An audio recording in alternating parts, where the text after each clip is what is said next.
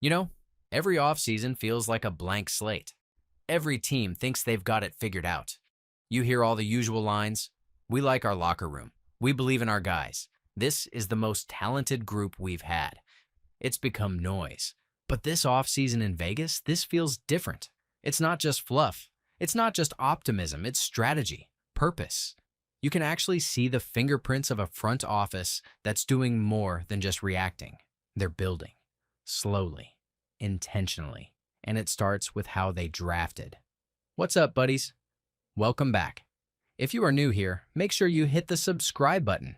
We cover all AFC West news here on this channel. The Las Vegas Raiders went into the 2025 NFL Draft with needs across the board, depth issues, leadership questions, holes in critical spots. And rather than panic or reach for flashy names, they focused on football characters. 9 of their 11 draft picks were the team captains. That's not some fun fact for a press release. That's a statement of identity. That's the new standard. They're not just drafting athletes. They're drafting tone setters. Guys who lead not just with words, but with work. And then you add in the stat that should tell every fan what they need to know. Those 11 draft picks combined for over 22,000 college snaps. That's the second most in the entire league. Only Seattle topped them. This isn't a team bringing in raw prospects who need years of seasoning. These are battle-tested players. Guys who've lined up in big moments, played against top competition, dealt with pressure, and learned through experience. This team isn't developing in the shadows. They're asking rookies to contribute now, and they've drafted accordingly. That tells me a lot about where this regime sees itself. They're not in year one of a rebuild. They're in year one of a turnaround. There's a difference. Rebuilds tear things down to the studs and buy time. Turnarounds fix things while still trying to win.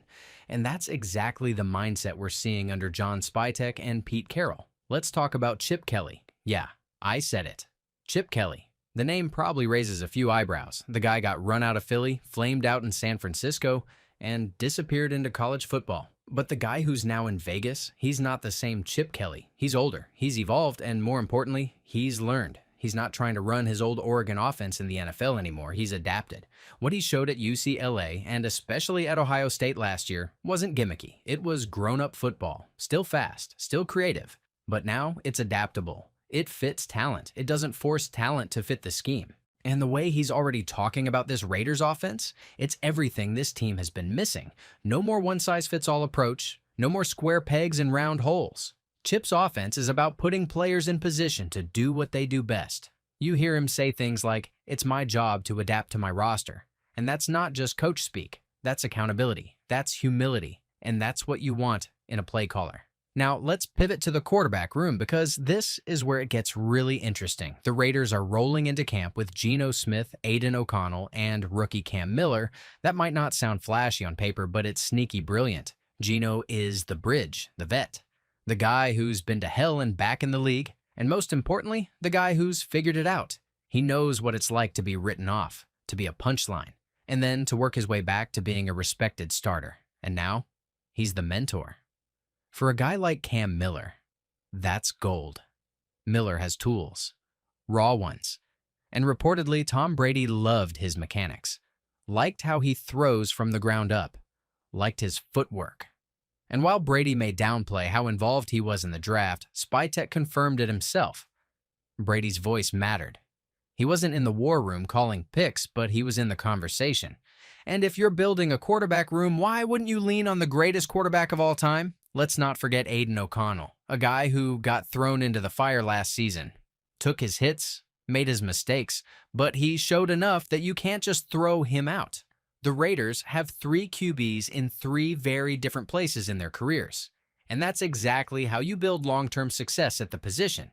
Geno leads, O'Connell competes, Miller learns, and Chip Kelly molds all 3 in a system that plays to their strengths. So, while other teams are still searching for a QB answer, the Raiders are quietly building a QB ecosystem. They're not looking for a one-size-fits-all solution. They're creating a room that develops talent and keeps the standard high. But all of this is still only part of the puzzle. You want to talk about identity? Let's talk about Patrick Graham. This guy doesn't get nearly enough credit. He's not flashy. He's not loud. But he is absolutely one of the sharpest defensive minds in football. Players say he sees things in film that even other coaches miss. He's the kind of guy who'll spot a lineman tipping a play from the sideline, not from the box, from the field. And then he'll pull a coach aside and point it out. That's rare. But it's not just his brain. It's his presence. He connects. He walks up to struggling players in the middle of practice and lifts them. Not with fake hype, with real talk. One player, after a brutal stretch, said Patrick told him, "I love you. But this opportunity isn't promised. Breathe. Relax. Play the game you've always played." The guy turned his practice around. That's what leadership looks like. He's a father figure to the rookies, a strategist for the vets, and a unifier in the locker room. That matters, especially when you're rolling with young linebackers, thin depth at corner, and a lot of prove-it contracts. You need that steadying hand. Graham is that guy. And the fact that he's still not a head coach? Honestly, that's the league's loss, not the Raiders. Now here's where this all comes together. Because you might be thinking, okay, great, good coaches, good vibes. But what about the roster holes? What about the linebacker unit that looks thin? What about corner? And those are fair questions. But the answer isn't panic. It's process. The Raiders aren't in the win-at-all-costs phase. They're not throwing money at guys just to patch holes. They're building depth through competition, bringing in hungry players on short-term deals, and letting the best rise. They could have gone out and dropped $50 million to bring back someone like Spillane. Instead, they drafted depth, they bet on their development staff, and they said, if we need to trade mid-camp, we will. But let's first see who wants it more. That mindset is everything. That's how you build a sustainable roster. You don't just find stars, you grow them. And when guys like Jacorian Bennett, who struggled early, start to pop in year 2, that's validation. It takes guts to trust the process. But that's what this front office is doing. And that brings me to Jackson Powers Johnson, or as I like to call him, the enforcer. This guy plays like he was born in a trench. Tough, violent, smart, and all football. He is being compared to Mike Webster, a Hall of Fame center known for his grit, his heart, and his total obsession with the game. That's a serious comp. And the more you hear about JPJ, the more you believe it. He's a tone setter, a guy who loves contact, loves chaos, and plays like every snap might be his last. That's the kind of DNA that turns a decent offensive line into a dominant one. You stack all of this together.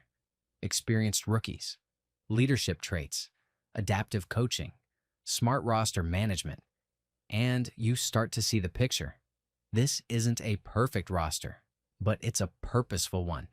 And that's something we haven't been able to say about the Raiders in a long time. So I'll ask you, Raider Nation, do you believe in what this team is building? Are you seeing the same signs I'm seeing? Because from where I'm standing, this feels like the most unified, intelligent, and intentional offseason this franchise has had in over a decade. You've got Chip Kelly adjusting, not dictating. You've got Patrick Graham leading with wisdom and fire. You've got a front office drafting for leadership, not just measurables. And you've got Tom Brady's voice quietly shaping the QB room.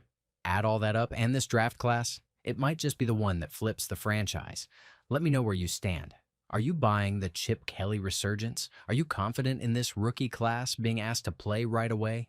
And most importantly, do you think the Raiders are finally done chasing short-term fixes and ready to build something real? Drop your answers in the comments.